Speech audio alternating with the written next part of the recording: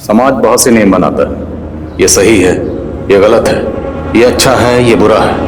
इंसानियत का सबक हर इंसान के जहन में बचपन से ही भरा जाता है, पर कुछ लोग समाज की समझ के बाहर होते हैं।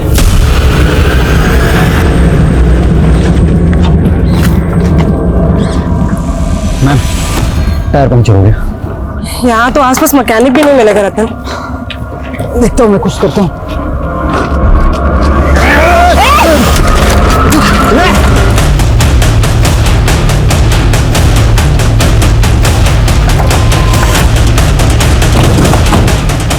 पवन, तुम छत पे जाओ, पाड़े दरवाजे पे रहो।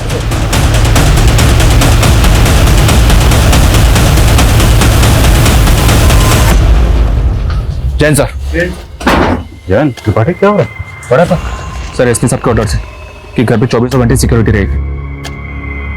त्रिपाठी, अगर हम ही मुजरिमों के डर से घर में दुबक के बैठ जाएंगे तो आम पब्लिक का क्या हो? ऐसा ही आस्था की किडनैपिंग को 5 दिन हो चुके हैं और अभी तक उनका कुछ पता नहीं चला। अगर आपको कुछ हो गया तो? एक कांस्टेबल बहुत है, बाकियों को भेज दो। Sorry sir, I have to follow orders. नमस्कार, मैं दिव्यांका त्रिपाठी दहिया क्राइम पेट्रोल 70 के इस एपिसोड में आपका स्वागत करती हूँ। यूपी पुलिस का स्लोगन है सुरक्षा आपकी, संकल्प हमारा। लेकिन यहाँ तो पुलिस को ही सुरक्षा मुहैया कराने का माहौल बन गया था। सोचिए कैसा खौफ का माहौल होगा ये, जहाँ पुलिस तक महफूज नहीं थी। कौन था ये दरिंदा जिसने ये दहशत फैलाई हुई थी? अंजलि, तुम वहां से सब्जी खरीदो, हम यहाँ किराना से घर का सामान लेते हैं। ठीक है। झटका खा गई मेरी प्यारी अंजलि। हाँ, मैं इतनी आसानी से पीछे नहीं छूटेगा मुझसे। छोड़ो हमारा हाथ। नहीं तो क्या, चिल्लाओ चिल्लाओ। देखो हम। हाँ, हम फिर आएंगे बहुत जल्दी।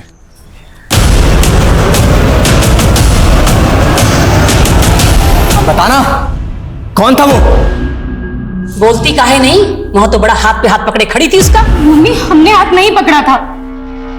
वो प्रदीप था, हमारा पहला पति। पति? हमारी तो किस्मत ही फूट गई। एक तो उम्र से बड़ी औरत से अपने बेटे की शादी करा दी, ऊपर से पति भी आ धमका। अब समझ में आ रहा है माँ कि रोज मंदिर किस भगवान के दर्शन के लिए जाती थी। नहीं विजय, ऐसा नहीं है। हमने खुद उसे इतने सालों बाद देखा। अरे हम खुद चौंके थे उसे चौंके देखकर। थे?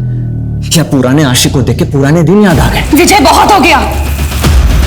हमारी पहली शादी, हमारा पहला पति, सब कुछ बताया आप लोगों को, कुछ नहीं छुपाया आपसे। और जरूरत आप लोगों को थी। हमारे पापा ने आपकी मदद की थी, पर आप लोगों ने हमारी कद्र नहीं समझी। हमें भी नहीं रहना ऐसे मतलबी लोगों के साथ। जा रहे हैं हम विजय अपने घर। टूटी खूड़ी लाल लगान, खाए चना और बोले बादाम। अंजलि बेटा, एक बार और सोच। नहीं पापा, अब हम विजय के पास नहीं जाना चाहते। अब हमसे और सहन नहीं होता है पापा। बेटा, सहना तो तुझे यहां भी पड़ेगा। तू तो अपने भाई भाभी को जानती है। अब ये दोनों बिजनेस भी संभाल रहे हैं। अब हमें ताकत नहीं है अपनों से लड़ने की। पर पापा, क्या हमारे इस घर पे कोई हक नहीं है? बेटा, ये 30 लाख की एफडी ये मैंने तेरे लिए बनवाई थी। बेटा, किसी को बताना मत। ये एफडी 1 साल में मैच्योर भी हो जाएगी। बेटा, तब तक एक कोशिश करके देख ले, शायद विजय का दिल तू जीत पाए।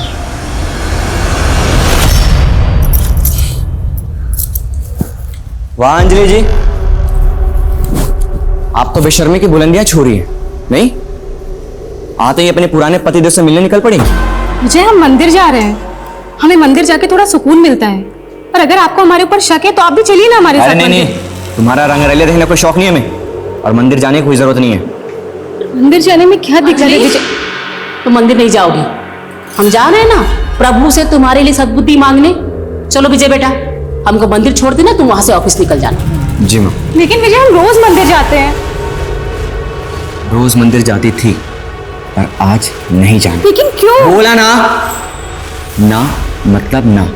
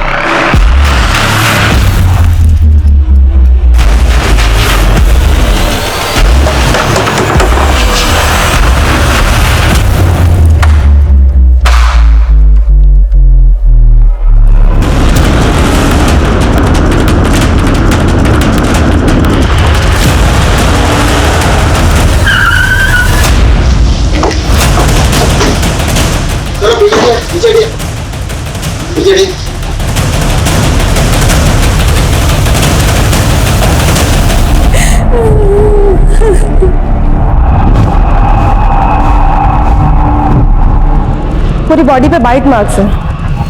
ऐसा लगता है जैसे किसी ने जानवर की तरह पूरी बॉडी को नोच खाया हो। सर, रेप के भी चांसेस लगते हैं।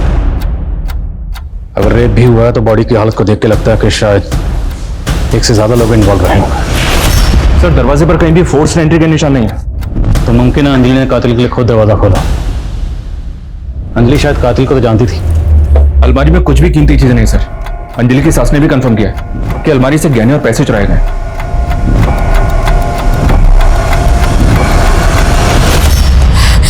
साहब, हम मंदिर गए थे। अंजलि बेटा घर में अकेली थी। अंजलि की हालत देख के हमारा सर चकरा गया था साहब। हमने फौरन अपने बेटे विजय को बुलाया साहब। आप लोगों में से किसी ने घर के अंदर आते जाते किसी को देखा था? नहीं साहब, हमारे घर का दरवाजा तो बाहर से किसी ने बंद कर दिया था। सर, हमारा भी। तो आप लोग बाहर कैसे आए? हमारे घर का दरवाजा तो विजय ने खोला। हाँ साहब। हाँ सर, हम लाश को देख के बहुत डर गए थे सर, इसलिए सर हम बाहर मदद के लिए आए थे, पर कुछ दिखा ही नहीं सर। पड़ोसी से बहुत आवाजें आ रही थी सर, इसलिए मैंने जाकर दरवाजा खोल दिया। घर में घुसने से पहले पड़ोसी की कुंडी बंद की गई। मतलब जो भी किया गया बड़ी प्लानिंग से किया गया। पिछले दिनों आपने किसी ऐसे अनजान आदमी को यहाँ पर देखा जिसको देखकर आपको कुछ अजीब लगा?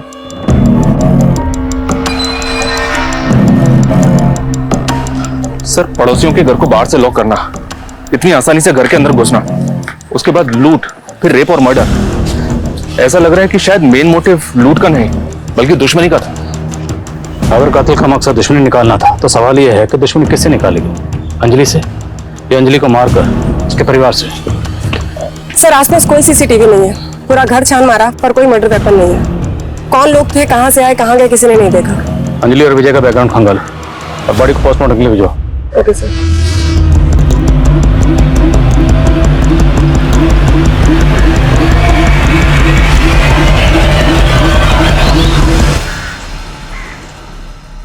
सर, एक नया एंगल सामने आया। अंजलि के पति का एक ड्राइवर है दीनाराम। विजय ने सुबह 5 लाख रुपए लेकर दीनाराम को अपने घर भेजा था, लेकिन सर वो गाड़ी और पैसे दोनों लेकर फरार है।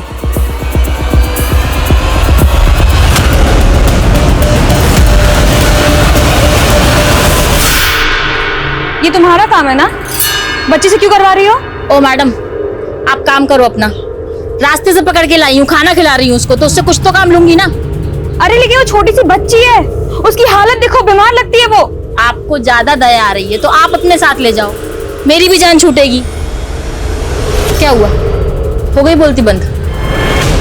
ये दीनाराम है सर, विजय का ड्राइवर। तो ये कौन है? ये दुलारी है, अंजलि के घर में काम करती थी।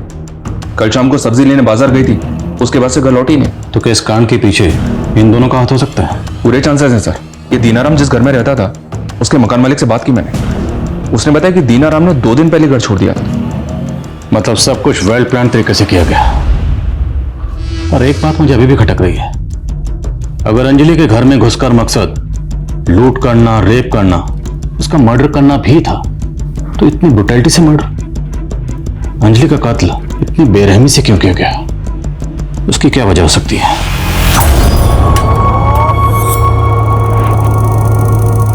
हमारी ही गलती थी। अंजलि तो वापस जाना नहीं चाहती, हमने ही उसे वापस भेजा। काश हम उसे मना कर देते। विजय ने ही मारा है मेरी बेटी को। देखिए, हम पूछताछ कर रहे हैं, जो भी गुनहगार होंगे उन्हें सजा जरूर मिलेगी। अंजलि की किस्मत ही खराब थी। उसका पहला पति भी बहुत ही कमीना निकला और दूसरा पहला पति प्रदीप बहुत ही कमीना आदमी है वो। झटका खा गई मेरी प्यारी अंजलि। प्रदीप बहुत ही मारता था मेरी बेटी को, बड़ी मुश्किल से उससे छुटकारा दिलवाया था, लेकिन ये विजय उससे भी बड़ा कमीना निकला। बहुत ही गिरा हुआ था सर। तो विजय और अंजलि की शादी कैसे हुई? I mean, अंजलि पहले से शादीशुदा थी और विजय से उम्र में भी काफी बड़ी थी। विजय हमारे साथ बिजनेस करता था और उसे हमें 8 लाख रुपए देने थे, तो इसी सिलसिले में वो हमारे घर पर आता था और अंजलि को देखता था और उसे अंजलि पसंद आ गई। उसने शादी की बात छेड़ी और हमने हाँ कर दी, लेकिन साहब हमने उसे अंजलि की पहली शादी के बारे में सब कुछ बता दिया था और वो मान गया था। उसकी अच्छाई को देखकर हमने वो 8 लाख रुपए भी माफ कर दिए थे साहब। लेकिन साहब, इतना सब कुछ करने के बाद भी उसने मेरी बेटी के साथ। आओ, तुम यहाँ आराम से बैठो, मैं पानी लेकर आती हूँ। ठीक है? अरे नीचे क्यों बैठ रही हो? ऊपर आराम से बैठो।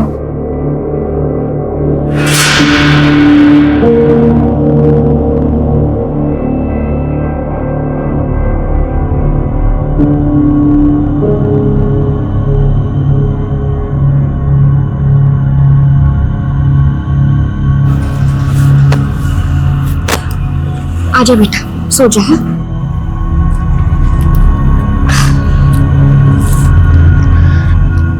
माँ, ये बहुत चुभ रहा है। अरे कोई बात नहीं बेटा, यहाँ आजा मेरे पास। हाँ, गोदी में लेट जा। हाँ,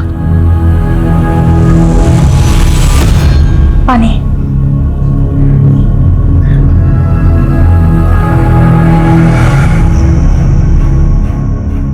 तुम्हें अच्छा लगा मेरा घर?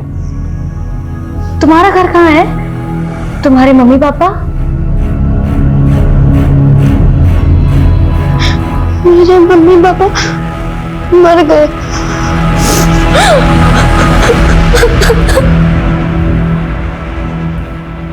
भिजवा दो। सर, अंजलि की पोस्टमार्टम रिपोर्ट जितना सोचा था उससे कहीं ज्यादा पेनफुल डेथ थी उसकी। रिपोर्ट के मुताबिक उसके गले को इतना धीरे धीरे इंच कर पूरी फैमिली की डिटेल्स निकलो। और दीनाराम के साथ जो मेट थी, क्या नाम? दुलारी। पता करो इस वक्त उन्होंने कहा।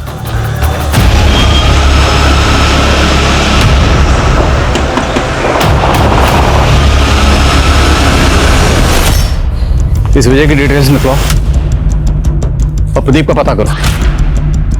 Okay sir. हेलो। वाह दीनानाथ जी, तुम तो बड़े झूठे निकले। अभी तो कह रहे थे कि नोटों से नहला दूंगा, अब? अरे मेरी प्यारी दुलारी, नोट कहाँ भागे जा रहे हैं? चल।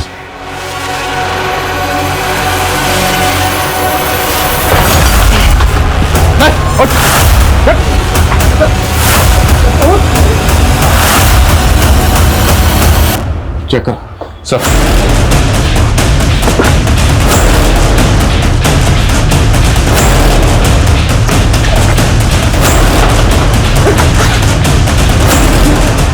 सर, ये देखिए।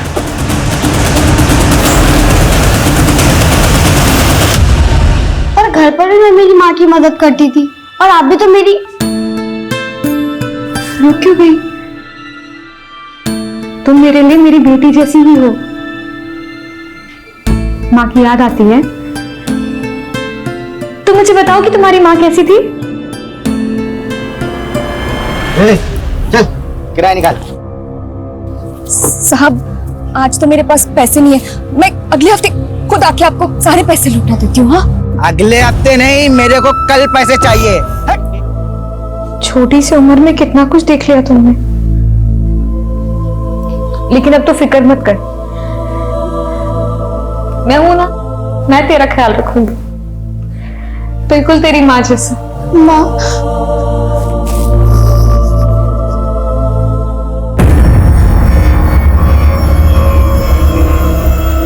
कोरोना नहीं है आपको, मामूली सा वायरल फीवर है।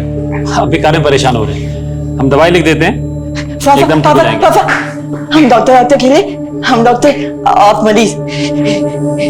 बेटा सौहार्द, पापा अभी असली मरीज को देख रहे हैं। थोड़ी देर जाके मनीष चाचू के साथ खेलो ना। पापा, डॉक्टर खेलते ना पापा। मनीष, डॉक्टर। अरे मनीष जी भैया। इसको जरा अंदर ले जाओ ना। अरे जाओ। सौहार्द है, चलो हम खेलते हैं तुम्हारे साथ डॉक्टर। नहीं चाचू, आप डॉक्टर कैसे कह सकते हैं? डॉक्टर तो पापा है, पापा खेलेंगे ना पापा। डॉक्टर। अच्छा चलो, ये डॉक्टर। हम लोग डॉक्टर नहीं, लुका छिपी खेलेंगे। तुमको पसंद है ना? पापा 100 तक गिनती गिनेंगे, तुम कहीं जाके छिप जाओ, ठीक? हम कब्र में छुपेंगे, आप हमें कभी नहीं पकड़ पाएंगे। डॉक्टर। हाँ, चलो। सर बता दे सर, बता दो सर। सर वो हम दुलारी से बहुत प्यार करते हैं। सर वो शादीशुदा है लेकिन अपने पति से परेशान थी, और सर मैं पैसों की किल्लत से, इसलिए सर सोचा कि अगर पैसों का कहीं से जुगाड़ हो जाए तो हम दुलारी को लेकर कहीं दूर चले जाएंगे। इसलिए जब विजय बाबू ने हमें 5 लाख रुपए दिए तो हमें लगा कि यही सही मौका है।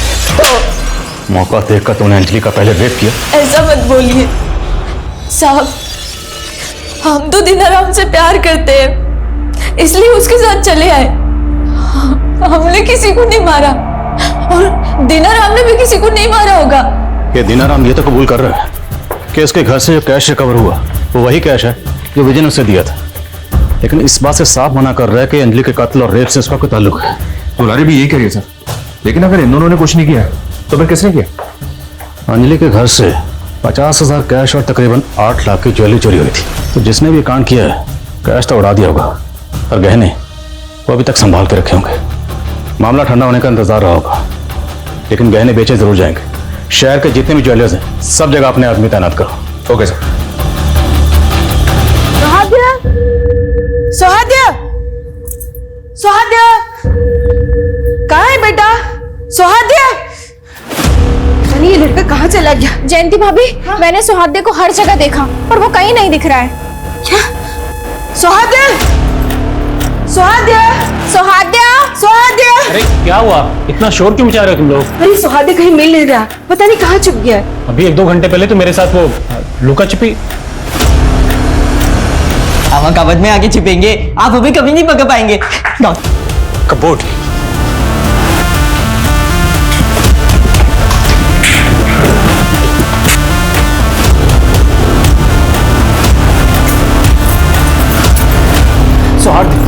मैं पानी लेकर आती हूँ। सुहाद्या, बेटा को बेटा जीत गए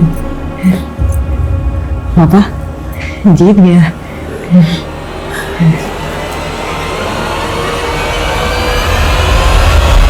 सर हमारा अंजलि का मर्डर से कोई लेना देना नहीं है। हाँ, हमारी शादी लेन देन से हुई थी, उसको जवान पति मिला और हमें कर्ज से छुटकारा सर। पर वो तुम्हारे साथ खुश नहीं थी। तुम दोनों मियां बीवी में अक्सर झगड़े होते थे। सर हम मानते हैं कि अंजलि को हम पसंद नहीं करते थे, लेकिन सर उसको मारकर हम अपनी जिंदगी कहाँ बर्बाद करेंगे? इतना तो हमें भी पता है कि अंजलि को तुमने नहीं मारा। ये किसी प्रोफेशनल का काम है, किसी प्रोफेशनल सुपारी किलर का। अब अंजलि की सुपारी तुमने नहीं दी तो अंजलि की सुपारी और कौन दे सकता है? सर प्रदीप दे सकता है, हमारी पत्नी का पहला पति।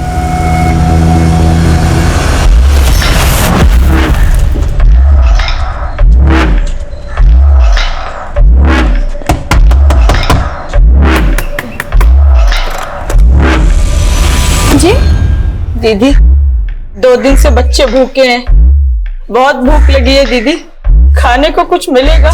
ठीक है, तुम रुको, मैं कुछ लेकर आती हूँ।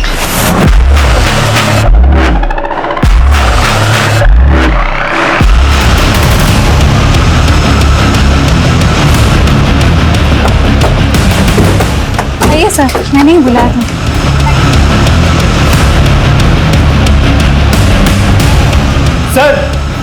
सर यहाँ पे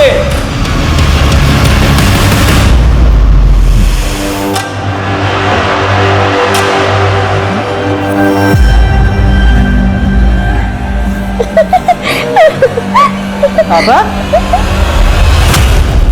आप और रूपा चाची क्या खेल रहे हो?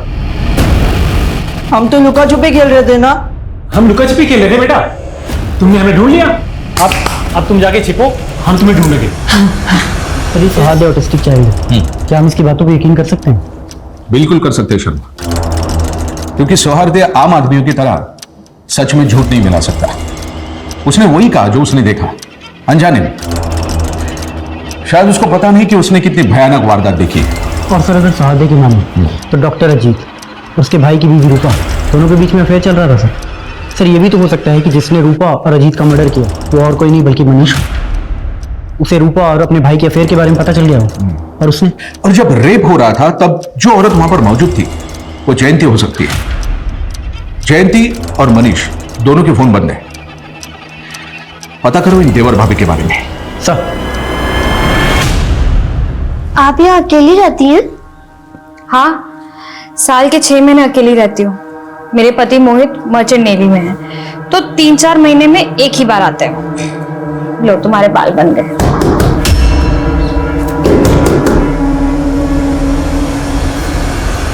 बेटा कुछ खाने को दे दो, बहुत भूख लगी है। हाँ लेकर आती हूँ। भगवान तुम्हारा भला करे।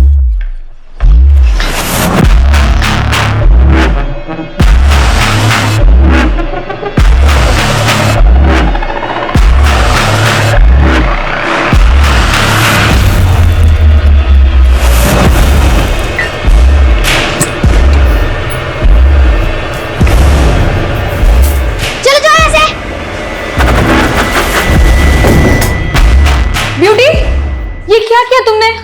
हाँ, पानी क्यों फेंका उन पे? ऐसे नहीं करते बेटा। उनको भूख लगी थी ना, अब ये खाना उनको देना और उनसे सॉरी कहना। सॉरी। भगवान आपकी बेटी का भला करे। खुश रहो बेटा, खुश रहो। तुम्हारी बीवी और तुम्हारे भाई के बीच अफेयर चल रहा, ये बात पता थी ना तुमको? क्या बकवास कर रहे हैं सर आप? ये सब झूठ है। रूपा और अजीत भैया के बीच एक पवित्र रिश्ता था, जैसे तुम्हारा और तुम्हारे भाभी के बीच में।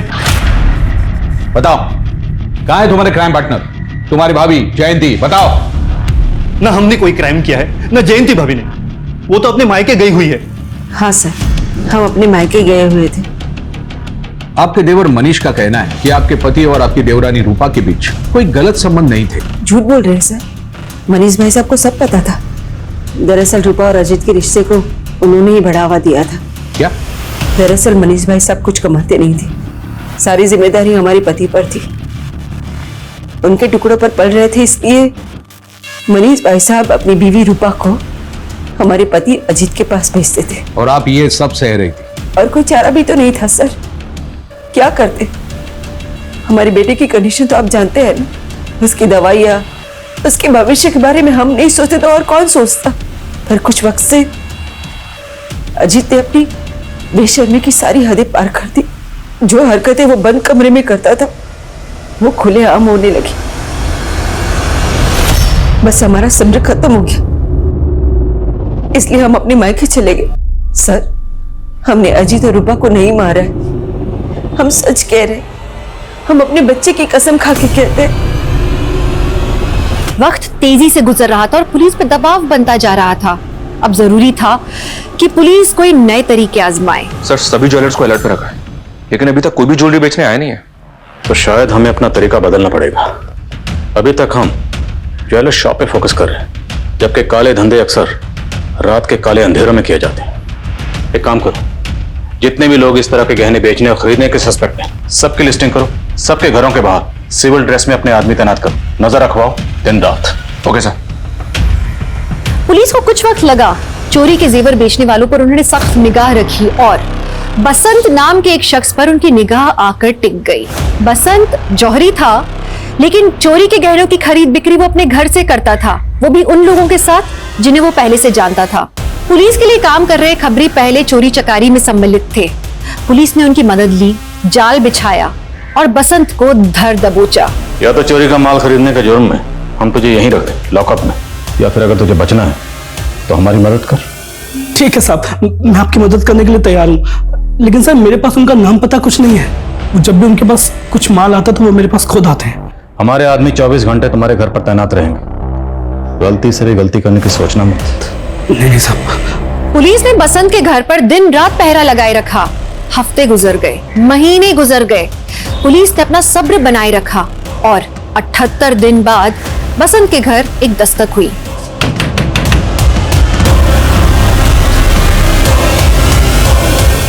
बसंत भाई से मिलना। अरे कौन है साहब, कौन है? विशाल, चेक करो थाला।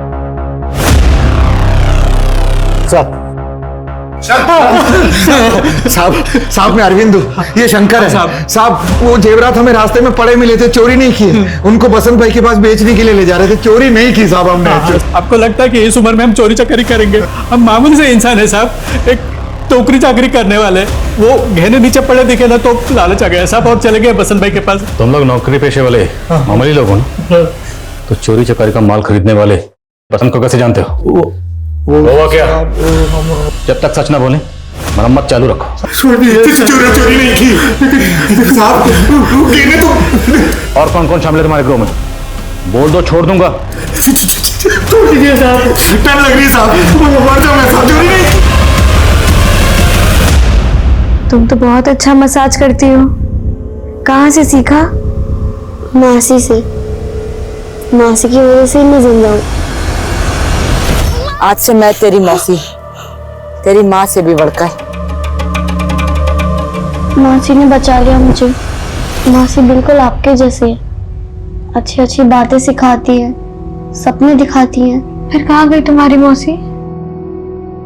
तुम फिर से अकेली कैसे हो गई?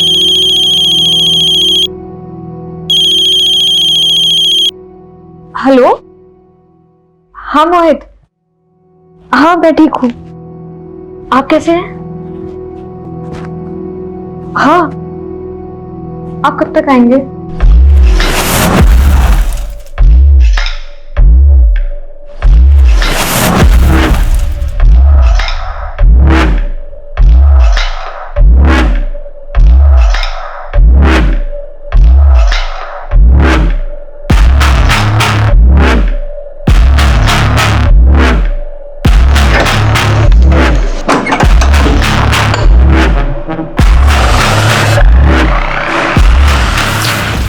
लाइट चली गई मोहित।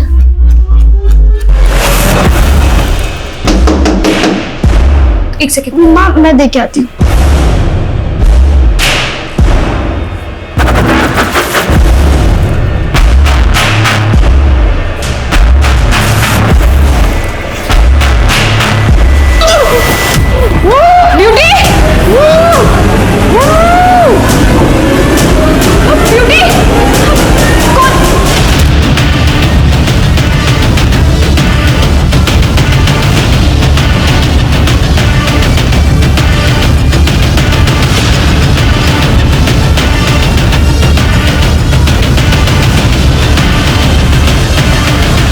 सर, इनके पड़ोसियों के घर को भी बिल्कुल वैसे लॉक किया गया है जैसे मर्डर वाले दिन अंजलि के पड़ोसियों के घर को किया गया था। अंजलि के केस को अभी तक हम पर्सनल वेंडेटा का केस समझ रहे थे, बट आई थिंक ये दोनों केसेस पर्सनल नहीं, किसी प्रोफेशनल ग्रुप का काम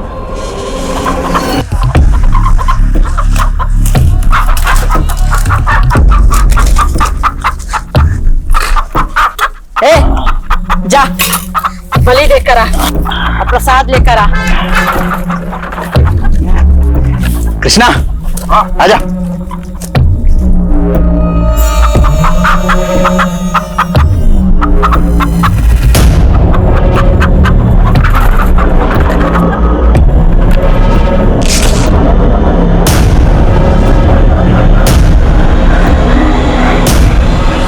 लो अम्मा।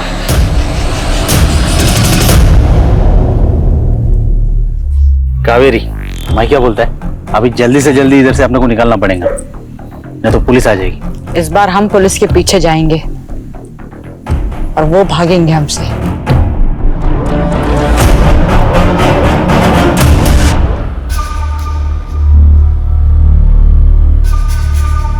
अरे आस्था मैडम, आप थाने जा रही हैं? हाँ, ऑटो का वेट कर रही थी। अरे मैं भी थाने जा रहा हूँ, आइए ना, छोड़ता हूँ मैं आपको। Thank you. बैठिए।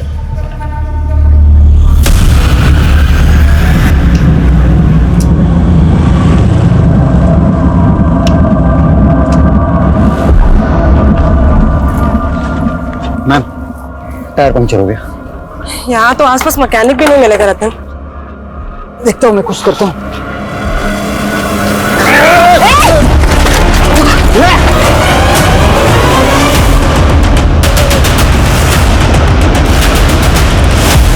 हटो एक सेकंड। आइए सर, यहाँ पे। हटो हटो, सामने से हटो।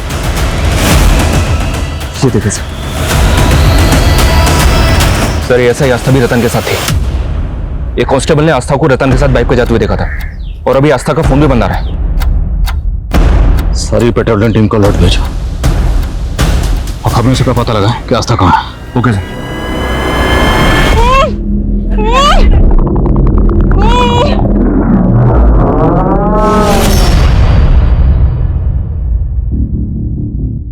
पुलिस वाली है, जब तक ये हमारे पास है पुलिस हमारा कुछ नहीं बिगाड़ पाएगी।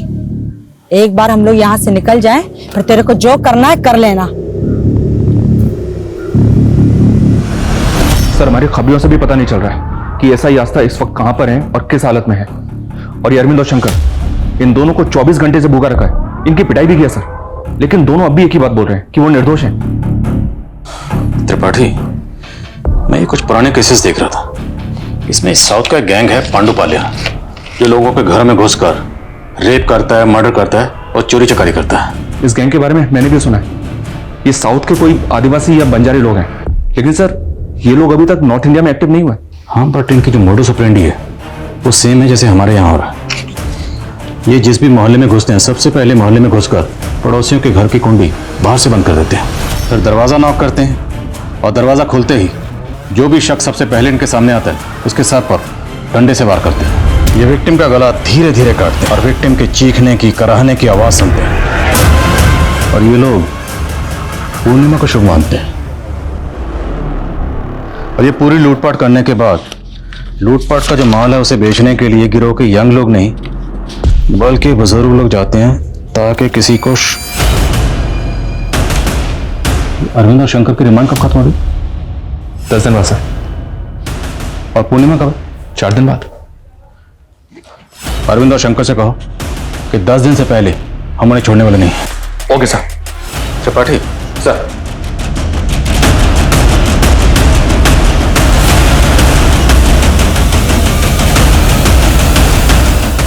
पता है नंदी, इस बार की शरद पूर्णिमा बहुत खास है। ऐसी पूर्णिमा 365 साल में एक बार आती है, जब पृथ्वी चंद्रमा के बहुत करीब होता है। पता है भाई, मुझे इसलिए साहब को तो पहले से बोल के रखा हूँ कि शरद पूर्णिमा की पूजा की छुट्टी मुझे चाहिए। शाबाश सर, छुट्टी बुलाता है पूजा की। सब शरद पूर्णिमा की छुट्टी चाहिए सर। सब लोग शरद पूर्णिमा पे छुट्टी मांगेंगे तो थाने में कौन बैठेगा? साहब एक मिनट आइए ना। साहब बात सुनिए साहब। क्या हुआ? क्यों साहब सब चिल्ला रहे हो? हम लोगों को कब छोड़ेंगे? 6-7 दिन लगेंगे साहब। बहुत देर हो जाएगी साहब, 1-2 दिन में छोड़ दीजिए ना। अभी इनको जो बोला सुना नहीं तुमने? कम से कम 6-7 दिन लगेंगे, समझ में आया? साहब हम आपकी मदद करने को तैयार हैं, पर आपको भी हमारी एक शर्त माननी होगी।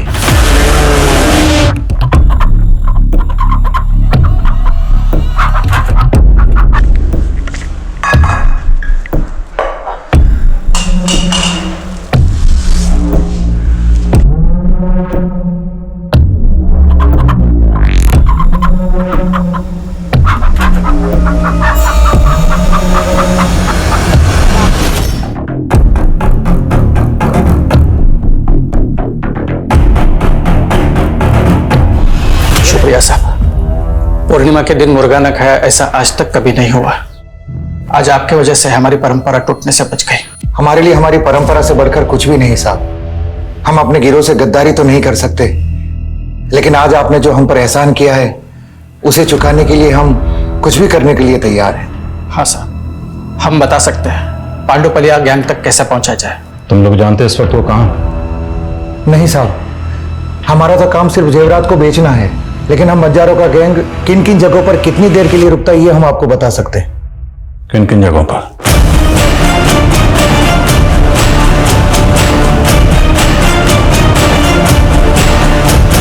सर, ऐसा ही आस्था को पांडुपालिया गैंग ने किडनैप किया है। उनका एक धमकी भरा लेटर भी मिला है। उस लेटर में लिखा है कि उनका अगला टारगेट आप है।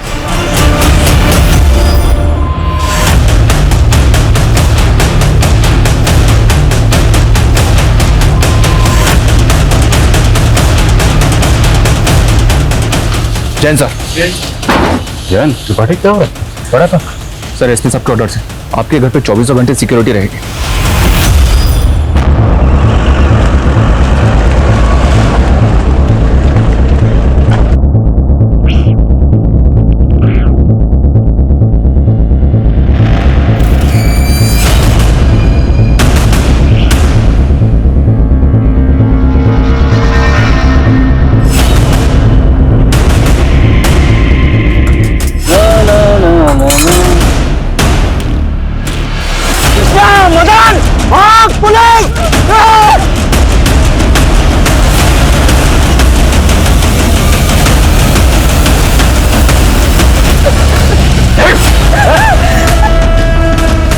चल। बच गए आप। अगला नंबर आपका ही था। ये पूर्णिमा आपके लिए भी शुभ रही। तेरी पूरी जिंदगी जेल की काली अमावस में कटे। लेके जा। आएंगे हम, आशीर्वाद से बाहर आएंगे। अगले कुछ महीनों में पुलिस ने पांडुपालिया गैंग के कई सदस्यों को गिरफ्तार किया, जिसमें 10 साल के बच्चों से लेकर 70 साल के बुजुर्ग तक शामिल थे। ये गैंग एक मोडस ऑपरेंडी पर काम करता था। औरत और बच्चे जगह जगह पर घूमकर ऐसे घरों का पता लगाते थे जहां सदस्य कम हो या जहां बुजुर्ग रहते हो या औरत अकेली रहती हो। ये इनके इजी टारगेट होते थे। पूछताछ में गिरोह के एक सदस्य ने बताया कि आमतौर पर वो उन घरों को निशाना बनाते थे जो मोहल्ले के आखिरी में हो या जो नदी और मैदानों के पास हो, जहां से भागने में आसानी हो। मैं इस बात को अच्छी तरह से समझती हूँ कि हमारे समाज का एक बहुत बड़ा तबका है जिसके साथ सालों से नहीं दशकों से अन्याय हुआ है और उन्हें अपनी जिंदगी को बेहतर बनाने का मौका कभी मिला ही नहीं। लेकिन इसका मतलब ये कतई नहीं कि कोई जुर्म का रास्ता इख्तियार कर ले। इस तरह से तो पिछड़ा वर्ग और पिछड़ा हो जाएगा और पिछड़े वर्ग का हर सदस्य मुजरिम बन जाएगा। लालच एक ऐसा नशा है जो जमीर पर हावी हो जाता है। इंसान सही और गलत के बीच में अंतर नहीं कर पाता, कहाँ रुकना चाहिए वो समझ नहीं पाता। ऐसे गैंग्स लोगों की जिंदगियां बर्बाद कर देते हैं, लोगों का सांस लेना मुश्किल कर देते हैं। आज पुलिस की पुरजोर कोशिशों के बाद पांडुपालिया गैंग का आतंक कम हो गया है। इस खौफनाक गैंग को रोकने के लिए यूपी पुलिस ने जो दिलेरी दिखाई वो सराहनीय है। रात के भीषण अंधेरे में एक भयानक अपराध को अंजाम दिया गया था। एक लड़की को मारकर बड़ी ही निर्ममता से उसकी लाश एक वीराने जंगल में लटका दी गई थी। लेकिन सबसे ज्यादा रोंगटे खड़े करने वाला वो अपराधी था जिसने बड़े चाव के साथ बेसुध होकर इस अपराध को अंजाम दिया था। कौन था वो आदमी? उसने उस लड़की को क्यों मारा? क्या वो उसका पहला शिकार थी या फिर इस लिस्ट में और भी लड़कियां शामिल थीं? नमस्कार, मैं दिव्यांका त्रिपाठी दहिया स्वागत करती हूँ आपका एक ऐसी अपराध की कहानी में जिसने सबके रोंगटे खड़े कर दिए।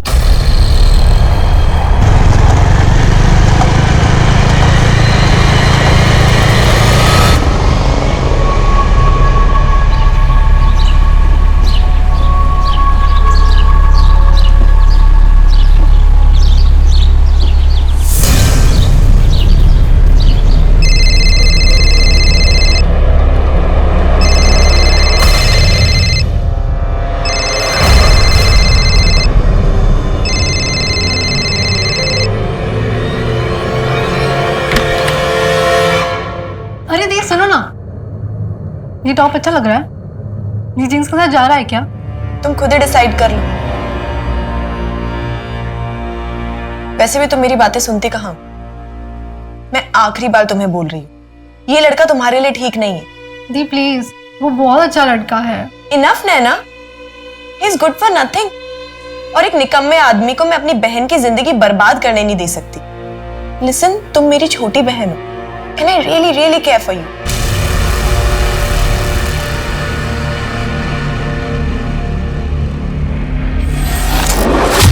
पर अविनाश, कल ही मैंने बोला था ना तुम्हें, ये मीता के केस के पेपर्स कोर्ट में फाइल कर देना। देखो अब और एक दिन डिले हो गया। Sir, Meeta Mehta dowry harassment case file ही नहीं करना चाहती है। वो बाहर सेटलमेंट करने के लिए तैयार है। पर क्यों? इतनी बुरी तरह से मारा था मीता को, ऐसे घटिया लोगों के साथ सेटलमेंट क्यों? हमें एथिक्स में पढ़ा है, अगर आपके क्लाइंट्स कंफ्यूज्ड हो ना तो आप उनको जाके गाइड कर सकते हो सही डायरेक्शन में। तो मैं एक काम करती हूँ, मीता से कल मैं बात करती हूँ। नहीं नंदिनी, देखो ऑलरेडी हमारे पास बहुत सारे केसेस लाइंड अप और हम उन लोगों के लिए टाइम नहीं वेस्ट करना चाहते जो खूब लड़ना नहीं चाहते। नंदिनी देखो, तुम अभी तक लॉयर बनी नहीं हो, जस्ट इंटर्नशिप स्टार्ट हुई है तुम्हारी। जिस दिन तुम अपनी किताबी दुनिया से बाहर निकलकर रियल में कोर्ट में केस लड़ोगी ना, तब समझ में आएगा कि अगर विक्टिम केस लड़ना ही नहीं चाहता है तो उसमें कोई भी कुछ नहीं कर सकता है। Am I right, sir?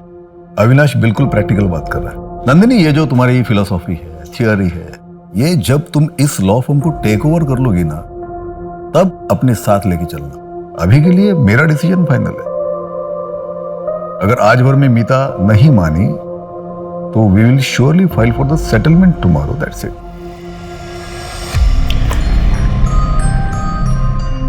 आज बड़ी देर हो गई। अच्छा सुनो कार्तिक, मैं कॉलेज जा रही हूँ और आपका याद है ना, दुग्गल जी के बेटे की शादी है आज। 7:30 बजे हम यहाँ से निकलना है, इसलिए आपको 7 बजे से पहले घर आना है। अरे हाँ हाँ याद है। तुम संभल के जाना, ड्राइव सेफ। ठीक है, बाय नंदिनी। बाय मामा। अब पापा, मैं भी कॉलेज निकलती हूँ, सीधा शाम को ऑफिस में मिलते हैं।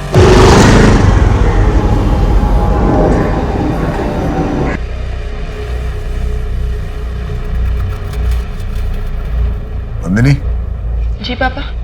चलो 6 बज गया, मैं निकलता हूँ अभी। 7 बजे घर पहुंचना है, तुम्हारी मम्मी ने बोला है। शादी में जाना याद है ना? और अगर टाइम पे नहीं पहुंचा तो तुम्हारी मम्मी पता है ना क्या करेगी। चलो मैं निकलता हूँ और तुम भी जल्दी घर जाना। हाँ पापा, मैं ये फाइल्स फिनिश करके। ओके, चलो बाय। बाय पापा।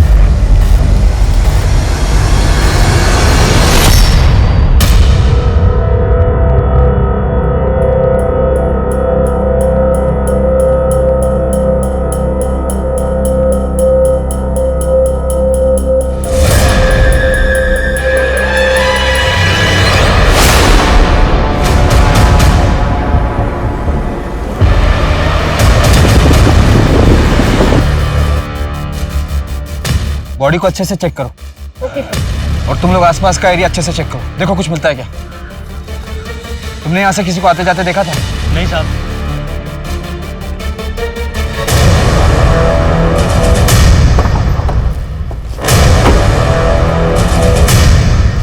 Morning sir. 22-23 साल की लड़की है, गले में रस्सी का फंदा भी लगा हुआ है। इस तरफ सर। लड़की की कुछ आइडेंटिफिकेशन हुई? नहीं सर, कांस्टेबल सर्च कर रहे हैं। बहुत बड़ा एरिया है संजय वन। लगता है लड़की ने काफी स्ट्रगल किया है, हाथ पे और कंधों पे काफी चोट के निशान हैं। यही पेड़ है? हाँ सर, यही पेड़ है। उसकी टहनी पर रस्सी से खींचने का निशान भी बना हुआ है। टहनी काफी ऊंची है, इस पे रस्सी काफी मुश्किल से डली होगी। इतनी ऊंची टहनी पे रस्सी डालने के लिए किसी सपोर्ट की जरूरत पड़ी होगी, जो मुझे आसपास कहीं भी नजर नहीं आ रही। सर यहाँ आइए।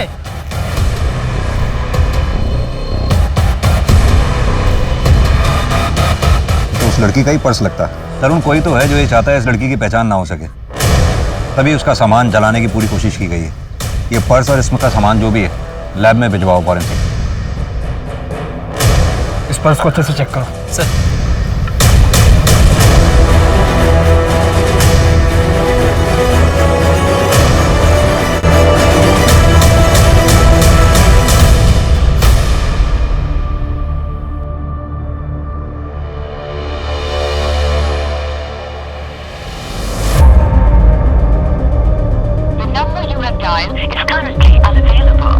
नेटवर्क ही नहीं। तरुण जी सर। ये देख रहे हो निशान? किसी बड़ी गाड़ी के टायर्स के, जैसे एसयूवी या सेडान के। गाड़ी बड़ी रही होगी मुझे लगता है, इसलिए गाड़ी को यहाँ रोकना पड़ा होगा। सर हो सकता है कि यहाँ से खींचकर या उठा। सर बैग के पॉकेट से ही मिला है। ये तो किसी एडवोकेट का कार्ड है। कार्तिक। तरुण पता करो एक किस एडवोकेट का कार्ड है। जी sir.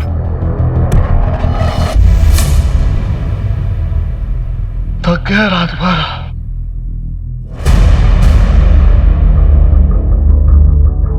Mister Singh. Yes. Actually आज सुबह हमें एक लड़की की डेड बॉडी मिली है, जिसके बैग से हमें ये विजिटिंग कार्ड मिला। हाँ ये मेरा ही कार्ड है। ये उस लड़की की फोटोग्राफ है, क्या आप जानते हैं?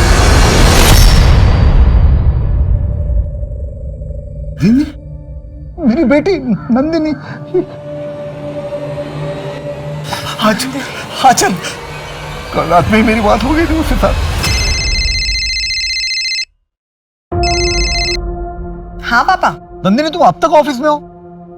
नंदिनी देखो 11 बजे रहे रात के, इतनी देर तक बाहर रुकना सेफ नहीं है। पापा बस एक फाइल बची हुई है, ये फिनिश करते ही ना मैं बस घर के लिए निकल रही हूँ। No no no no no more files. नहीं, अभी कोई फाइल नहीं देखनी तुम्हें। तुम उठो वहां से, तुम अभी के अभी उठो वहां से और घर चली जाओ। अच्छा पापा ठीक है, मैं अभी अपना सामान पैक कर लेती हूँ और आप प्लीज बिल्कुल टेंशन मत लो, फोन रखते ही निकल जाऊंगी। बस उसके बाद फिर मैं फिर से अंदर शादी में चला गया,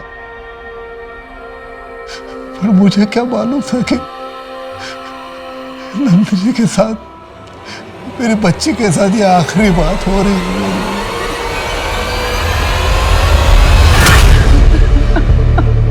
मिस्टर सिंह, ये फोटो में दूसरी लड़की कौन है?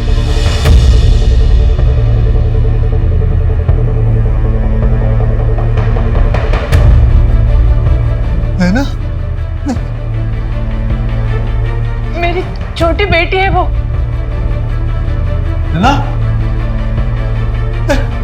नैना अपने कमरे में नहीं है, नैना नहीं है वहां पर। मैं उसको फोन ट्राई करती हूँ। The number you have called is currently switched off. का फोन बंद आ रहा है। हाँ, तो हो सकता है उसके फोन की बैटरी डाउन हो गई हो, इसलिए उसका फोन स्विच ऑफ हो गया हो। या फिर ये भी हो सकता है कि वो अपनी किसी फ्रेंड के यहाँ गई हो। आपके पास होगा ना नंबर उसकी किसी फ्रेंड का? हाँ, मेरे पास मोना का नंबर है। हाँ आंटी, मैं नैना की मम्मी बात कर रही हूँ। मेरी प्लीज नैना से बात करवा दो ना, उसका फोन स्विच ऑफ आ रहा है। मगर नैना तो यहाँ नहीं है। लेकिन उसने तो कहा था वो रात को तुम्हारे घर में रहने वाली है। कुछ प्रोजेक्ट का काम था इसलिए। हाँ आंटी, हमारा प्लान तो वही था, मगर उसने प्लान कैंसिल कर दिया।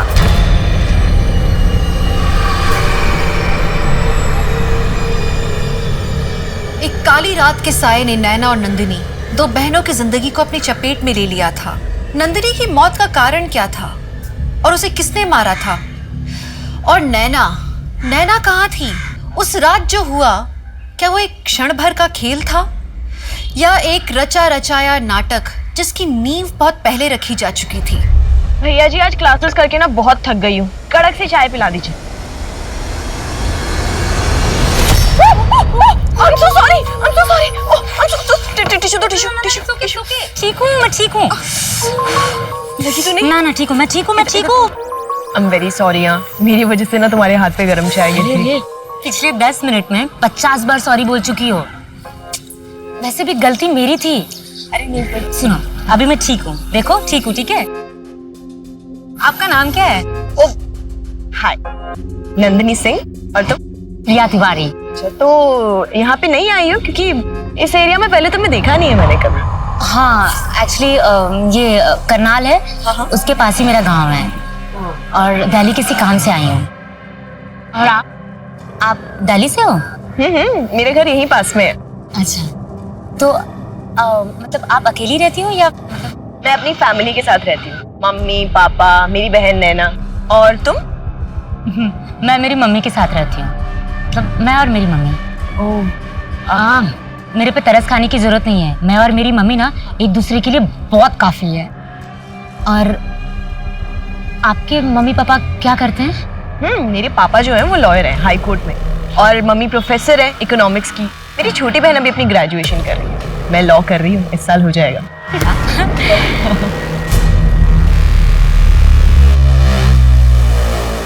मुझे नंदिनी के कल रात का शेड्यूल चाहिए।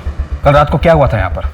मेरी ड्यूटी तो रात में 9 बजे तक की है। उसके बाद अगर कोई साहब ऑफिस में काम करते हैं तो निकलते वक्त खुद ही ताला लगा कर जाते हैं। कल रात नंदिनी मैडम और अविनाश सर देर तक काम करने वाले थे। मैडम चाय।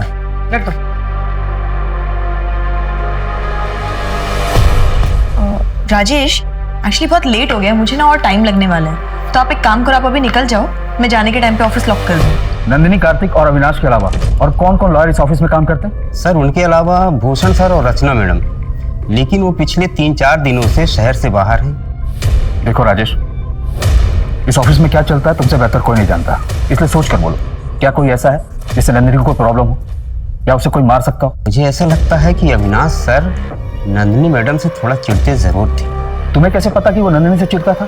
1 महीने पहले अपने ऑफिस में पार्टी थी और सबके जाने के बाद भी अविनाश सर यहीं ऑफिस में रुके थे। राजेश। जी सर। कहाँ जा रहे हैं?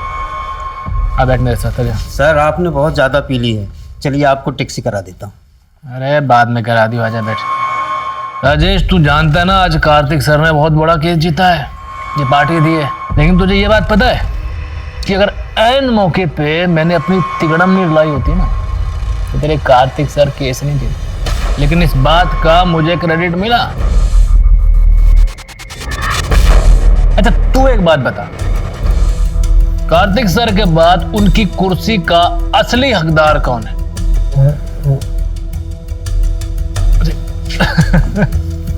मुझे पता था तू मुझे बहुत अच्छे से समझता है। मुझे 7 साल हो गए हैं कार्तिक सर के पीछे घूमते हुए। उनके अंडर काम करते थे, लेकिन आज तक उनको मेरी वैल्यू पता नहीं है, मुझ पर भरोसा नहीं है। और हो जाता, मुझे विश्वास है उनको हो जाता, लेकिन एन मौके पे उनके घर का चिराग, उनकी जो बेटी है ना नंदनी, वो आ जाती है। उसके आने के बाद सब कुछ उसके हिसाब से हो रहा है। यार मुझ पे क्या बीतती है ना राजेश, मैं बता नहीं सकता हूँ। जहां कैसा लगता है, मन करता उसको। यहाँ मिस्टर सिंह के ऑफिस में वो अविनाश बैठकर उन्हीं की बेटी के बारे में बकवास कर रहा था और तुम सुन रहे थे। ये बात मिस्टर सिंह को क्यों नहीं बताई तुमने? मुझे लगा कि अविनाश सर नशे में कह रहे हैं। इस ऑफिस में कोई सीसीटीवी कैमरा है? ये अविनाश सर।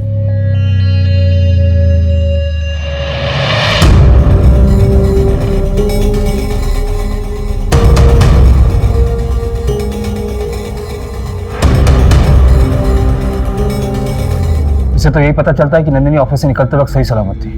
कोई और सीसीटीवी कैमरा है ऑफिस के एंट्रेंस या कंपाउंड में? एंट्रेंस में सीसीटीवी कैमरा था, लेकिन कुछ महीने पहले खराब हो गया था। अरे कम से कम ये तो बता दे, तू उसके साथ जाने कहाँ वाली है? अरे यार मोना, वो सब छोड़ ना तू, बस आज रात के लिए कवर फॉर मी। अगर किसी ने पूछा ना तो बोल देना कि रात भर मैं तेरे साथ थी और हमें प्रोजेक्ट का काम करना था, ठीक है? अरे बट नैना, तेरा एक्चुअल प्लान क्या है? आज रात को ना मैं टाउन स्पेशल बनाने वाली हूँ। बट नंदिनी दी, उन्हें पता है इस बारे में? अरे मैं दी को मना लूंगी बाद में। But I really love him Mona, मैं उसे नहीं जाने दे सकती इस बार। ट्राई टू अंडरस्टैंड ना। तो नैना का बॉयफ्रेंड था जिसे नंदिनी पसंद नहीं करती थी? हाँ सर, नंदिनी दी के अकॉर्डिंग वो नैना के लायक ही नहीं है। मोना, उस रात नैना ऐसा क्या प्लान कर रही थी? वो उसके बॉयफ्रेंड के लिए एक रोमांटिक नाइट प्लान कर रही थी और क्या? और उसके साथ इंटीमेट होने का प्लान कर रही थी। नाम क्या उस लड़के का? बिपिन मिश्रा।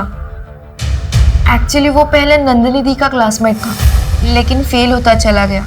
आजकल वो कॉलेज के गुंडों के साथ उठता बैठता है। और ये सब जानते हुए भी नैना उसके साथ है? साथ ही होती अगर नंदिनी दी ने। देख अपनी करतूतें, कॉलेज के बच्चों को ड्रग्स बेचते हुए। ये क्या है? ये क्या है नंदिनी? मैं तुझे आखिरी बार बोल रही हूँ, मेरी बहन से दूर रह। तू जब तक उससे दूर रहेगा, ये सारी की सारी फोटोज मेरे फोन में सेफ रहेंगी। और अगर मैंने दोबारा तुझे मेरी बहन के साथ देखा, तो ये सारी फोटोज कॉलेज के एडमिन को मेल कर दूंगी। तुम्हारी बहन के साथ कोई गेम नहीं खेल रहा, मैं उसे सही में पसंद करता हूँ और वो भी मुझे बहुत ज्यादा लाइक करती है। सुन, आई डोंट केयर, ओके? मुझे कोई फर्क नहीं पड़ता। तुझे जो करना है कर, उसका दिल तोड़ना है तोड़, उसको झूठ बोलना है बोल, जो करना है कर। तू जब तक उससे दूर है, हमारी डील डन। लेकिन फिर भी उनका रिश्ता टूटा तो नहीं? इतना सब कुछ होने के बावजूद नैना विपिन के साथ नाइट आउट प्लान कर रही थी। ठीक है मोना, थैंक यू, तुम जा सकती हो। सर लग तो ऐसे ही रहा है कि नंदिनी काफी फियरलेस लड़की थी, आसानी से हार मानने वाली नहीं। अपनी बहन को लेकर काफी प्रोटेक्टिव और केयरिंग भी थी। और हो सकता है नंदिनी की यही क्वालिटी उसके मर्डर का रीजन बन गई है। तरुण, एक काम करो, ये नैना और नंदिनी के साथ साथ विपिन और अविनाश, इन सब की CDR निकलवाओ। सर, टायर मार्क्स की रिपोर्ट आ गई है। क्राइम सीन पे हमें जो टायर मार्क्स मिले थे वो G50 सीरीज के हैं, और मैंने चेक किया है, सिंह फैमिली की कार से वो मैच नहीं करते। ये G50 सीरीज तो काफी महंगी सीरीज है, इसके बायर्स लिस्ट भी बहुत छोटी होगी। मोहन, एक काम करो, आसपास के एरिया में जितने भी टायर डीलर्स हैं सबकी लिस्ट चेक करो। सर। तरुण, वो क्राइम सीन से जो जला हुआ सामान मिला था उसकी फॉरेंसिक रिपोर्ट आई क्या? हाँ सर, मैंने कॉल किया था, कोई भी फिंगरप्रिंट्स और DNA नहीं मिला, सब कुछ जलकर खाक हो गया। सर रस्सी पर भी कोई फिंगरप्रिंट्स नहीं मिले। तरुण, समझ में नहीं आता, नंदिनी की लाइफ एकदम नॉर्मल थी, कॉलेज गोइंग, एस्पायरिंग लॉयर, कोई बॉयफ्रेंड नहीं, लाइफ में कोई ड्रामा नहीं, इतनी स्मार्ट, इंटेलिजेंट, केयरिंग। फिर उस रात अचानक उसके साथ ऐसा क्या हुआ? नैना ना पूरी की पूरी कार्टून है। हाँ। कभी कभी ऐसी बेवकूफों वाली हरकतें करती है ना। लेकिन एक बात है, पूरी दुनिया में तुम सबसे ज्यादा उससे प्यार करती हो, है ना? काश ये बात नैना भी समझ पाती। तुम्हें पता है, उससे तो लगता है कि मैं दुनिया में ना उसकी सबसे बड़ी दुश्मन। उसे सच में ऐसा लगता है कि मैं उसकी लाइफ में फालतू में इंटरफेयर कर रही हूं। But trust me, this guy Bipin is not good for her. अरे ये तो बहनों में ना ये छोटे मोटे झगड़े होते रहते हैं, कोई बड़ी बात नहीं है ये। मुझे पता है, नैना को ना पता है कि उसकी नंदिनी उससे कितनी प्यार करती है, तो चिंता मत करो, सब सही हो जाएगा। सर नंदिनी की पोस्टमार्टम रिपोर्ट आ गई है। उसे मारने से पहले बेहोश भी किया गया। और time of death? Sir body मिलने से 6-7 घंटे पहले, 13 अक्टूबर की रात को 1:45 बजे से 1:30 बजे के बीच। सीसीटीवी फुटेज के मुताबिक नंदिनी अपने ऑफिस से रात 1:45 बजे निकली, यानी कि ऑफिस से निकलने के थोड़ी देर बाद ही उसकी मौत हो गई। कोई sexual assault? Sir sexual assault की कोई निशान नहीं मिले। वैसे नंदिनी सेक्सुअली एक्टिव थी, वर्जिन नहीं थी वो।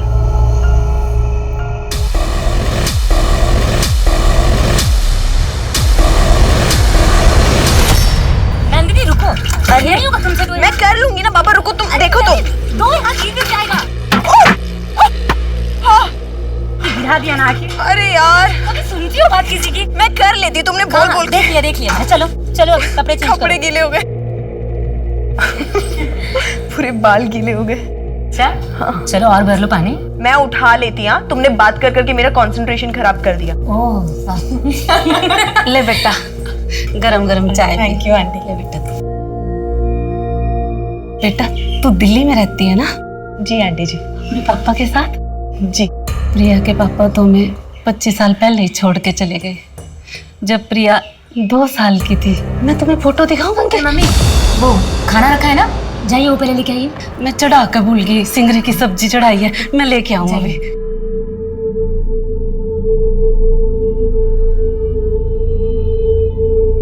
प्रिया, तुमने कभी अपने पापा को ढूंढने की कोशिश नहीं की? नंदिनी, पापा के गायब होने के बाद ना गांव के बाहर एक लाश मिली थी। पुलिस ने बताया कि वो मेरे पापा की थी और फाइल बंद कर दिया। चलो अब हमें इन्हें ले जाना चाहिए। मैं इसे कहीं नहीं जाने दूंगी। आप बताइए ना इन्हें, मैं इसे कहीं नहीं जाने दूंगी। अचल बेटा, संसार का नियम है, हर मनुष्य की आयु पहले ही से तय है। नंदिनी के दिन इतने ही थे। ईश्वर की मर्जी है, कर्मों का भोग है। हर जन्म में यह भोग भोगना ही पड़ता है।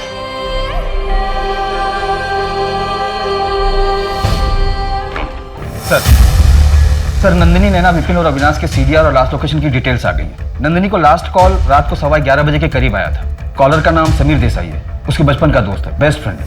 अंतिम संस्कार में भी शामिल हुआ था। सर अविनाश का सीडीआर क्लियर है। मर्डर के बाद उसका फोन का लोकेशन उसका घर ही है, जो कि वसंत कुंज से 1 घंटे की दूरी पर है। और सर नंदिनी, नैना और विपिन के फोन का लास्ट लोकेशन वसंत कुंज एरिया ही है, जहां पर नंदिनी के पिता का ऑफिस है। मतलब कि ये तीनों मर्डर वाली रात साथ में थे? सर नंदिनी का फोन रात को 1:02 पर स्विच ऑफ हुआ था और नैना का फोन उससे 3 मिनट पहले 12:59 पर, और विपिन का फोन 2 बजे स्विच ऑफ हुआ था सर। और फिर अगली सुबह हमें नंदिनी की लाश मिली और तब से ये विपिन और नैना दोनों लापता हैं। ये विपिन का घर चेक किया? हाँ सर, वहां कोई नहीं मिला। ड्रग्स के कुछ पैकेट बरामद हुए। तरुण, अपने खबरी नेटवर्क को एक्टिव करो। मुझे नैना और विपिन दोनों जल्द से जल्द चाहिए। हमारे सवालों की असली चाबी ये नैना ही है, और ये गुत्थी तभी सुलझेगी जब नैना और विपिन हमारे सामने हो।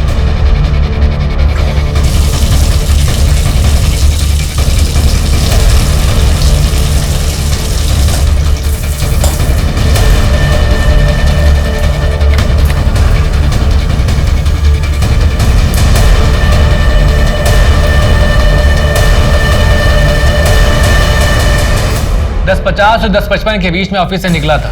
सीसीटीवी फुटेज देखी होगी आपने, और पूरी रात मैं घर पर था। लोकेशन डिटेल भी चेक की होगी। ये सब प्लानिंग की है या फिर अचानक से हो गया? कहना क्या चाहते हैं आप? यही कि क्या कोई ऐसा है जो आपकी इन बातों को प्रूव कर सकता हो? आप मुझ पर शक कर रहे हैं बिना किसी सबूत के। Inspector, I am telling you, I am a lawyer. Calm down mister Avinash, please बैठिए बैठिए बैठिए।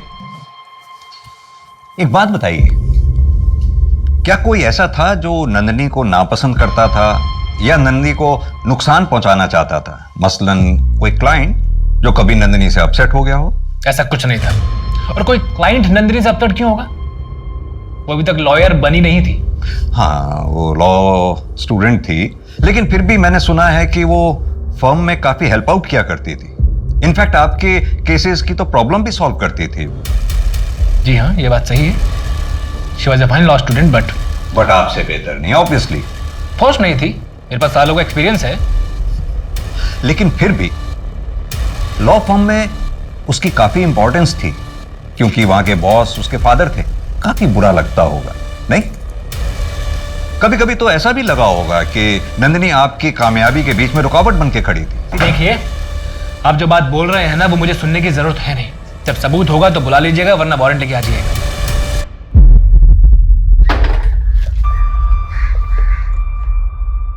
इसे क्या हो गया?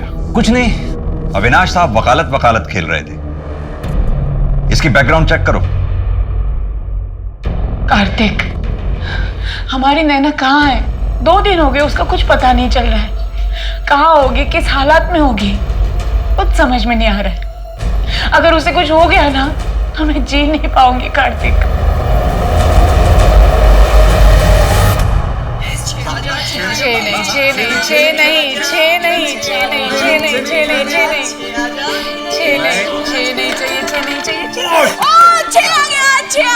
नहीं, 6 नहीं आया था, हमने देखा है। नहीं, 6 नहीं आया था। माँ, पापा ने देखा। पापा, आपने देखा ना? 6 आया ना? पापा तो तेरी साइड लेंगे, वो तो सबसे बड़े चीटर है। अरे यार तुम खेलो ना, तुम्हारी टर्न है। देखा जाए तो कई लोगों की जिंदगियां नंदिनी के इर्द गिर्द घूम रही थी, लेकिन दुर्भाग्य की बात यह है कि इतने लोगों का प्यार और साथ भी उसे इस निर्दयी अंत से बचा नहीं पाया। और दूसरी ओर दिन ब दिन नैना की गतिविधियों पर शक का घेरा बढ़ता चला जा रहा था। तो क्या सच में नंदिनी की मौत के पीछे नैना का हाथ था, या फिर उसकी सच्चाई इस सबसे भी ज्यादा डरावनी थी? सर मैंने नंदिनी के सीडीआर को रीचेक किया तो एक नई बात सामने आई। नंदिनी पिछले 4 महीने से एक नंबर पर रेगुलरली बात कर रही थी। नंबर है 56437889। फिलहाल अभी बंद है। बॉयफ्रेंड? सर वही तो पजल्ड है। नंबर खुद नंदिनी सिंह के नाम पर रजिस्टर्ड है। ये लो, तुम्हारे लिए एक छोटा सा गिफ्ट। नहीं, मैं ये फोन नहीं ले सकती। कम ऑन प्रिया, तुम्हारे पास फोन नहीं है ना? अब देखो, हमारी बात ना तभी हो पाती जब तुम यहाँ आती हो, पर मैं चाहती हूँ जब मेरा मन करे ना मैं तुम्हें बस फोन करके तुमसे बात करूँ। तो प्लीज नहीं, तुम्हें ये फोन लेना पड़ेगा। प्रिया, तुम्हें मेरी कसम है। बहुत जिद्दी है। तरुण, ये नंबर ट्रैकिंग पे डालो, पता तो चले ये एंगल है क्या। जी सर। अरे राजेश, यहाँ। सर 13 अक्टूबर की रात का कुछ फुटेज गायब है। गायब मतलब? सर 13 अक्टूबर की रात का फुटेज मैं चेक कर रहा था। नंदिनी मैडम के जाने के बाद का कुछ फुटेज किसी ने डिलीट कर दिया। तरुण, ये 1 बजे तक का तो है डिलीट, लेकिन 1 से 2 के बीच का डिलीटेड है। राजेश, क्या लगता है तुम्हें किसने डिलीट किया होगा? सिंह सर ने हम 2 लोगों पर जिम्मेदारी दी है। एक मैं और एक बंदा है जो सारे सिक्योरिटी पासवर्ड जानता है। कौन है वो? ऑफिस के सीसीटीवी कैमरा के साथ तूने छेड़छाड़ की, उसकी डायरेक्शन घुमाई ताकि जब तू वापस आए तेरी शक्ल ना उसमें दिखाई दे। तू वापस आया भी, बड़ी सफाई से तूने नंदिनी का किडनैप किया और फिर मर्डर कर दिया, लेकिन सीसीटीवी कैमरा पे तेरे फिंगरप्रिंट्स पाए गए। तो अब मर्डर के लिए 14 साल और प्लानिंग प्लॉटिंग करने के लिए कुछ। सर मैंने ऐसा कुछ भी नहीं किया, ये झूठ है। तरुण, प्रूफ अटैच करके चार्जशीट फाइल करो। प्रूफ हमारे पास है ही, कन्फेशन मिले ना मिले कोई फर्क नहीं पड़ता। सर मेरी बात सुनिए, ये सब झूठ है सर। मैंने सीसीटीवी कैमरे को हाथ नहीं लगाया सर। जब मैं इजीली सीसीटीवी कैमरे की फुटेज डिलीट कर सकता था, जो मेरे लिए बहुत इजी था, मैं कैमरे को हाथ क्यों लगाऊं सर? अब आया ऊंट पहाड़ के नीचे। सर आप लोगों ने मुझे ट्रिक किया है। वकील साहब, जंग में सब जायज है। अब ये बता कि तूने नंदिनी को कब, कहां और कैसे मारा? सर मैं आपसे सच कह रहा हूं, मैंने नंदिनी को मारा नहीं है सर। मैं बस उसका काम खराब करना चाहता था, इसलिए जब वो ऑफिस से गई मैं वापस गया था उसकी फाइल में छेड़छाड़ करने के लिए।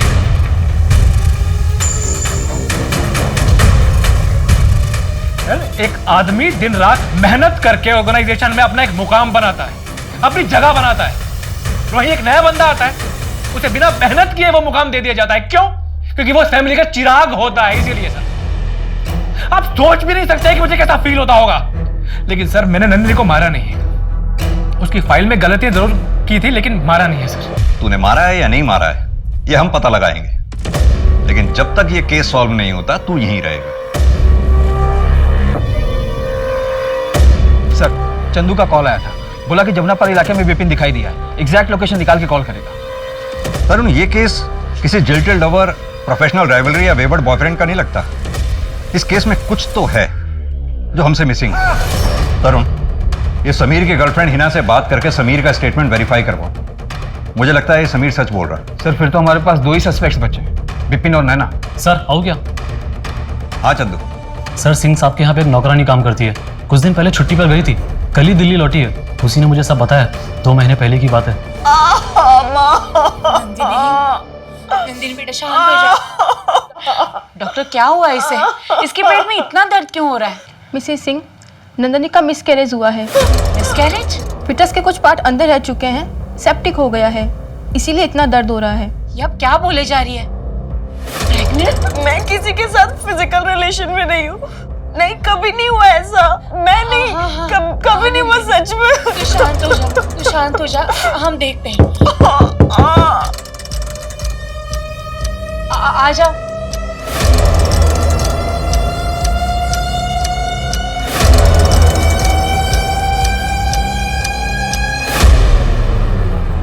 क्या देख रही है? जा। वो मैं क्या बोल रही थी, हमारे मोहल्ले में ना एक डॉक्टर है, ये ऐसे काम ना वो सन्नाटे में निपटा देते हैं। अब मेरी बात मानिए, नंदिनी को हम वही लेकर चलते, किसी को कानो कान खबर तक नहीं चलेगी। इतना पढ़ा लिखा होने के बावजूद मिसेस सिंह नंदिनी को एक शेडी क्लिनिक में लेके गई। हाँ सर, सुनीता भी उन दोनों के साथ गई थी और 2-4 घंटे में सारा काम निपटा लिया और किसी को कुछ पता भी नहीं चला। ये तो हमें पता था कि नंदिनी की जिंदगी में कोई है, एक्चुअली में है कौन? पापा, मैं प्रिया, आपकी और अवंती की बेटी। आपका नंबर बहुत मुश्किल से मिल पाया है। पापा, मेरा मैसेज देखते ही मुझे जवाब दीजिए, मुझे आपसे मिलना है।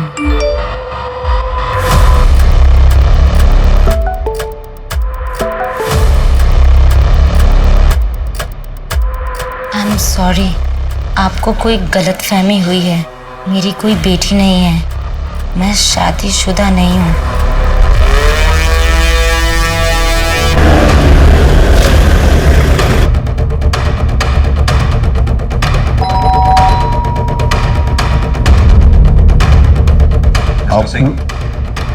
आप लोग यहाँ नैना की कोई खबर मिली क्या? हमें एक्चुअली आंचल जी से मिलना है। अब बैठे, मैं बोला बैठिए। आंचल, आंचल, आंचल, आंचल, आंचल, आंचल।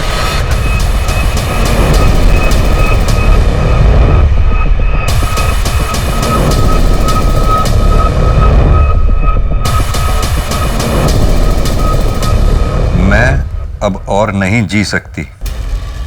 I am sorry. तरुण, ये लेटर अपनी कस्टडी में लो।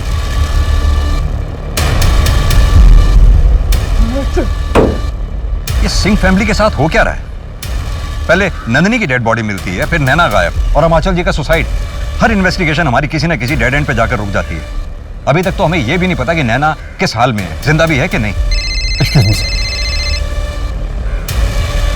हाँ चंदू, ठीक है सर, विपिन मिल गया है, जमुना पार्क के एक लॉज में छिपा हुआ है, रूम 2 लोगों के लिए बुकड है। उठा लाओ उसे। जी सर।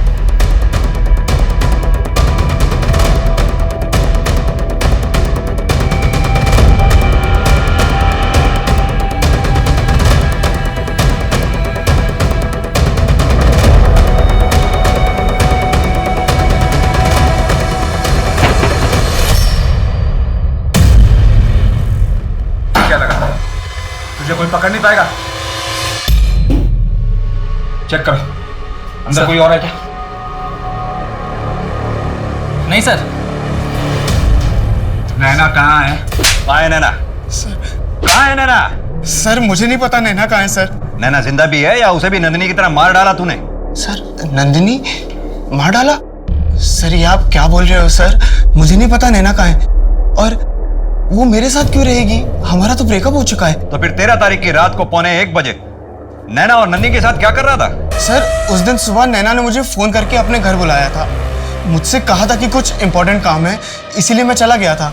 लेकिन जब वो बाहर आई तो रोने लगी, मुझसे कह रही थी कि मुझसे बहुत प्यार करती है, मेरे बिना रह नहीं सकती। नैना ये क्या कर रही हो तुम? तुमको समझ में नहीं आता क्या कि हम लोग एक नहीं हो सकते? प्लीज मुझे छोड़ के बच जा, I really love you, please. चलो मैं तुम्हें तुम्हारे घर ड्रॉप कर देता हूँ।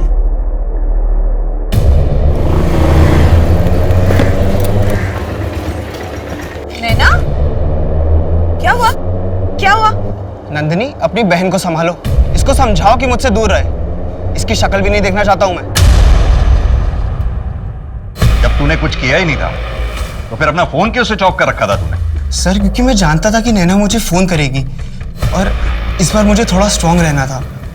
नैना को नंदिनी के पास छोड़ने के बाद मैंने अपना फोन तुरंत ऑफ कर लिया था। और सर जहां तक रही बात लॉज की, तो सर नैना मेरा घर जानती है। मैं नहीं चाहता था कि वो वहां पे आए और वहां पे ड्रामा बढ़े, इसलिए मैं आयुष के साथ थोड़े दिन वहां पे रुका था। हमारे पास सस्पेक्ट्स भी हैं, उनके मोटिव्स भी हैं। इनफैक्ट वो सभी मर्डर के टाइम पर क्राइम सीन के आसपास मौजूद भी थे, लेकिन एक के भी खिलाफ हमारे पास कोई सॉलिड एविडेंस नहीं है। सर G50 टायर के रिटर्नर से चेक किया, हमारे पास जितने भी सस्पेक्ट, विक्टिम और विटनेस है उनमें से कोई भी ये टायर यूज नहीं करता। कोई भी नहीं है? नहीं सर, बस एक विशाल दुग्गल है जो नंदिनी के घर के पीछे वाली लेन में रहते हैं, पर उनका इस केस से कुछ लेना देना नहीं है। वो अपनी पुरानी SUV में G50 टायर का यूज करते थे, पर अब उनके पास नई कार है और टायर भी डिफरेंट है। मोहन, ये मिस्टर दुग्गल से पता करो उन्होंने अपनी पुरानी SUV और टायर के साथ क्या किया। और सर विपिन के साथ जो आयुष मिला था उसका क्या करना है? अंदर बैठा है। उसे उसकी डिटेल्स लो, सामान वापस लौटाओ और उसको जाने दो। जी सर।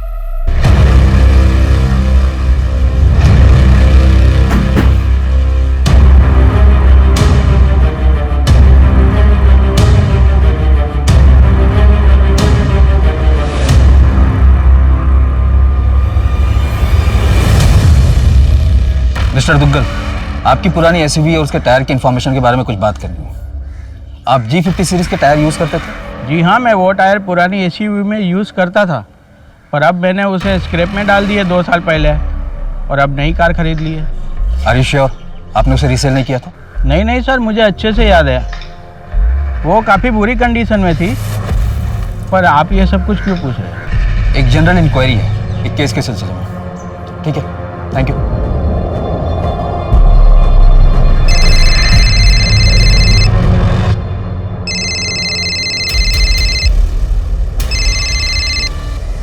हेलो,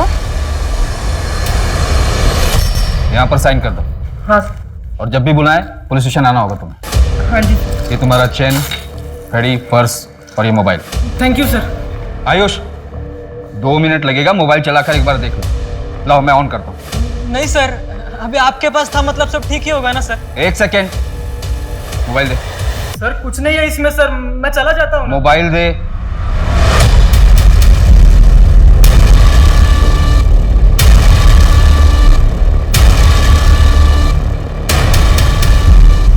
क्या ये? हाँ? सर गलती हो गई सर। क्या है मोबाइल में? सर गलती हो गई। गलती हो गई। एक तो उस बेचारी को बेहोश किया, उसका फायदा उठाया, इतने पे भी अपने किए पे शर्म नहीं आई। उसका वीडियो अपने मोबाइल पे ट्रॉफी की तरह लेके घूम रहा था, अपने दोस्तों को दिखाने के लिए। बहुत बड़ी अचीवमेंट थी तेरी ये, ट्रॉफी थी ना। अब सीधी तरह से बता कैसे किया ये सब? बताता हूँ सर, बताता। सर मैं नंदिनी को पसंद करता था, उसने कभी मेरी तरफ देखा भी नहीं। मेरे सब्र का बांध टूट गया सर। एक दिन मुझे पता चल गया कि विपिन के पास उसके घर की डुप्लीकेट चाबी होगी जो उसे नैना ने दी थी। मैंने उसी चाबी का डुप्लीकेट बना लिया।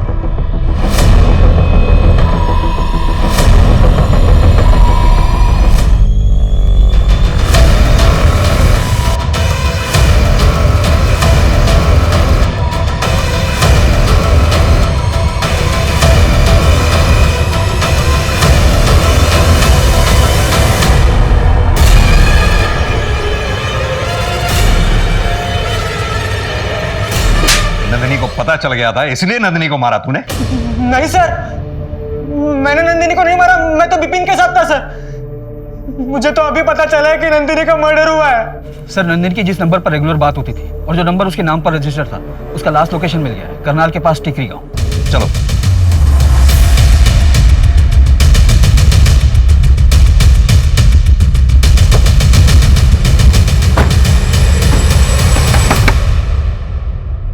दिल्ली पुलिस। पुलिस? घबराइए मत मैडम, हम बस ये जानना चाहते हैं कि यहाँ घर में आपके अलावा और कौन कौन रहता है?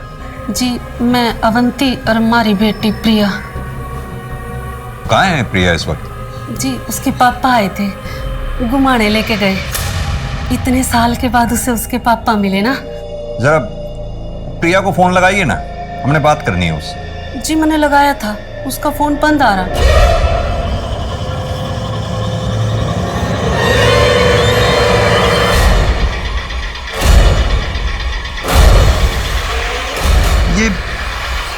ये प्रिया का नंबर मैं कई बार मिला चुका हूं, बार बार बंद आ रहा है। जी ये नंबर तो ना पता मेरे को, हमारे पास है एक नंबर, मैं लेकर आऊं। जी ये 66787। ये प्रिया अपना फोन साथ लेकर गई है ना? हाँ जी। ठीक है, मुझे लोकेशन के बारे में अपडेट करते रहना। सर दोनों के नंबर ट्रैकिंग पे डाल दिए हैं, अभी नॉट रीचेबल। Last location? आधे घंटे पहले वसंत कुंज मेरोली रूट क्रॉस किया सर। नंदिनी की जहां में लाश मिली थी, संजय वन, वो भी तो इसी रूट को पड़ता है ना? हाँ सर, उसके बाद कोई एक्टिविटी नहीं है। नो नेटवर्क जोन होगा।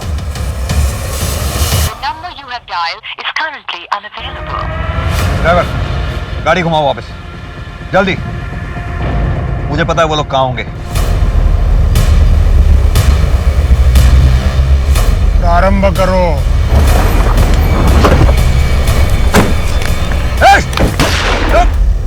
कोई हिलना नहीं अपनी जगह से, गोली मार दूंगा नहीं तो।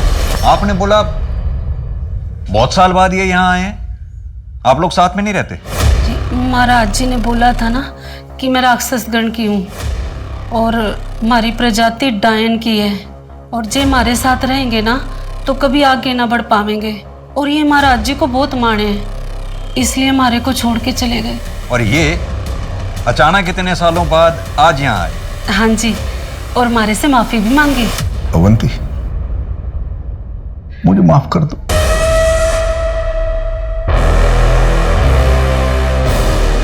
प्रिया बेटा,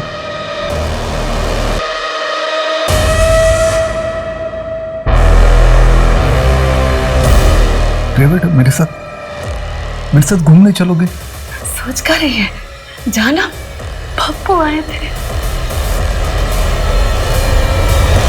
तुम ठीक तो? हाँ? मेरे पापा मुझे मार के मेरी बलि चढ़ाना चाहते हैं। ये सब क्या हो गया? मेरी बेटी। विधि तो बिल्कुल सही ढंग से की थी मैंने, तुमसे ही कुछ गलती हो गई होगी। तुमसे पहले कई बार मैंने ये विधि की है। ये विधि पहले जने के साथ की जाती है।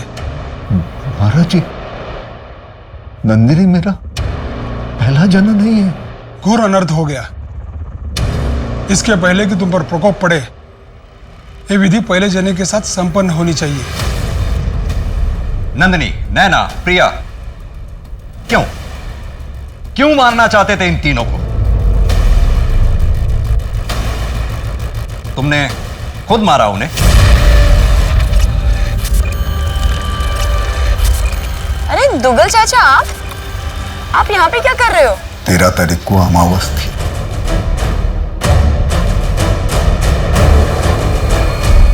एक घटिया आदमी ने मेरी बेटी नंदिनी का रेप किया था, जिसकी वजह से मेरी बेटी की आत्मा जो है ना, अपवित्र हो गई थी।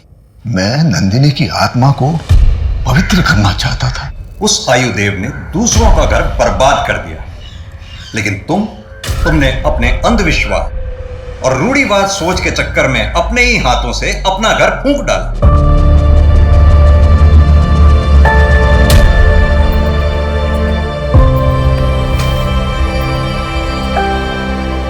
अंधविश्वास की बेसुध दुनिया सच में बहुत भयंकर है।